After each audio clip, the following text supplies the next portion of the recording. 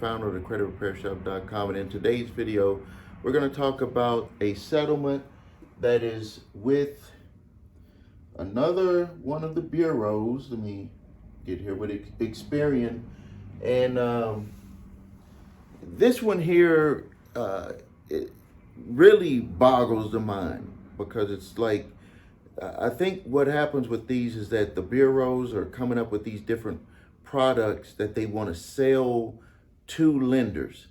And, some of them are good, some of them can end up hurting the consumer. Well, we have one right here where this one actually ended up hurting the consumers. And basically, to kind of break this down, let's see here. Where are we at here? Here we go. So this is what this whole lawsuit came down to: is did Experian say that your address was high risk or non-residential when providing your credit report? And when they're saying provided your credit report, they're saying that they provided that to a lender. So you could get money from a class action settlement. This is a proposed expansion of a previously approved settlement in a class action lawsuit against Experian Information Solution, Experian. Lawsuit claims that Experian did not take the steps to make sure it actually reported certain fraud shield indicators. This is a product that they were selling to. I don't know if they were selling it to consumers. I don't think they would sell it to consumers, but they were definitely selling this to creditors. So specifically, the lawsuit alleges that Experian violated the Fair Credit Reporting Act when it incorrectly reported some consumers' residential address as high risk. We talk about that a lot on this channel, where in certain neighborhoods they say, it's a high risk, other neighborhoods not high risk. It can make lenders and underwriters not want to write a loan in that area. It can make insurance companies charge higher rates. All types of things can happen. So it says specifically, the lawsuit alleges that they violate the Fair Credit Reporting Act, incorrectly reporting some consumers' residence as high risk or non-residential. Number two, did not have procedures to make sure that it reported fraud shield indicators accurately or correctly. And number three, did not stop reporting adverse information that hurt your credit worthiness after 7 years. Experian denies it did anything wrong. The court has not decided whether either side is right or wrong.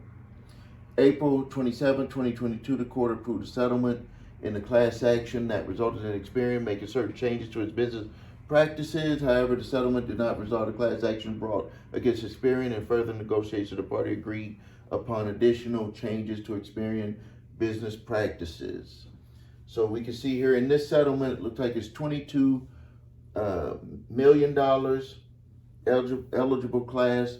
You can go to fraudshieldsettlement.com, file your claim from, let's see here, they got their important documents. You can see here, looks like notice ID. So if you were in this class, you would receive the postcard. Put your information in there. They're going to give you that. Let's look at the key dates. So this one is still, they got September preliminary approval. So January, okay. So by January 2023, you'll receive. So watch out. Don't throw away all the junk mail. It's going to look like junk mail. And let me tell you, you don't want to throw that away, because if you do, no matter what, Experian is going to pay out the money, and it's going to either be put aside and go to attorneys, and your money will be sitting there and never get collected. I don't know what they do after that. Maybe it goes in the unclaimed form. So January 30th, 2023, receive online or postmark by mail. You're going to get a postcard. Also, something that I've noticed happening, make sure you check your spam box. Some of this stuff now is not required to have to go out on postcard. For I don't, I've seen some settlement notifications going to email now. They're getting it to the individual by email, and a lot of that stuff goes into the spam box because when the way that they send it is like a sweepstakes or something. Where they're saying claim, using that word claim could actually make it go into your spam box or bulk email box. So January 30th file or postmark objection. I guess this is with them.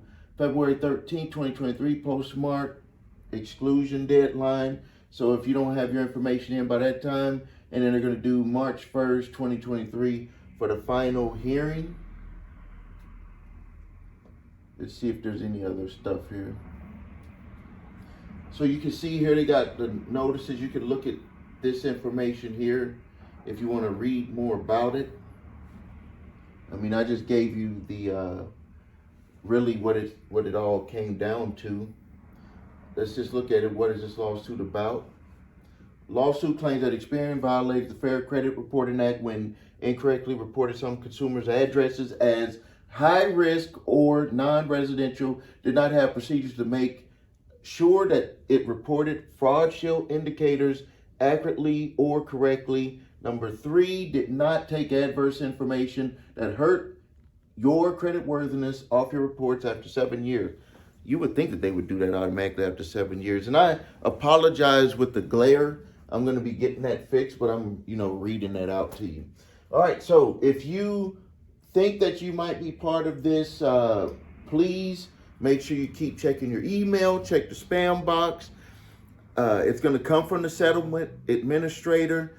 And also make sure you check those postcards because they're going to be going out to individuals. I'm pretty sure what they're going to do is anyone during that period of time that had either applied for something, or if you know that you were denied credit, maybe you were looking at getting something or insurance or something, and for some crazy reason you were denied, or you were given a high rate, or maybe your insurance agent or auto agent or whoever you did business with said that you were in a high risk category and you maybe didn't understand what that meant. Maybe you didn't question it, or they said that it came back that your address is in a high risk area. You can get that looked at and maybe get your rates changed to a normal rate, and then you could get yourself entered, or make sure that you contact the administrator to see if you can be included, and watch out for the postcard and watch out for the email. All right, thank you for your time. Please like this video. Please subscribe to the channel. Please post your questions and comments. The more we do that, it helps more people get exposed to this important information to help them through their credit repair journey. If you need help with your credit, please visit us at thecreditrepairshop.com. Watch the video, what makes us different, so you can see my 8-point validation process, my 2-phase settlement process. Links are below this video. If you need your credit reports and scores, go to the website your3scores.com to grab those reports. TransUnion, Equifax, Experian credit reports, complete information, all 3 scores, all of the necessary information to allow you to be able to challenge and dispute the furnishers directly and the bureaus directly. If you have debt collectors coming after you, grab my 3-pack of letters: statute of limitations, cease and desist collection activities letter, and the debt validation letter. You can stop debt collectors early if you use those letters, and the instructions are on there. I have a free pack, and I have a pack that you can pay that's a little bit more updated. I do ask for a donation on those. It helps me monetize my time here, giving you this valuable information on the channel. And just before I go, it is the fraudshieldsettlement.com if you want to go to that website to see if you can either be included or just to read more about it. Thank you for your time. This is Stephen A. Williams, President and Founder of thecreditrepairshop.com.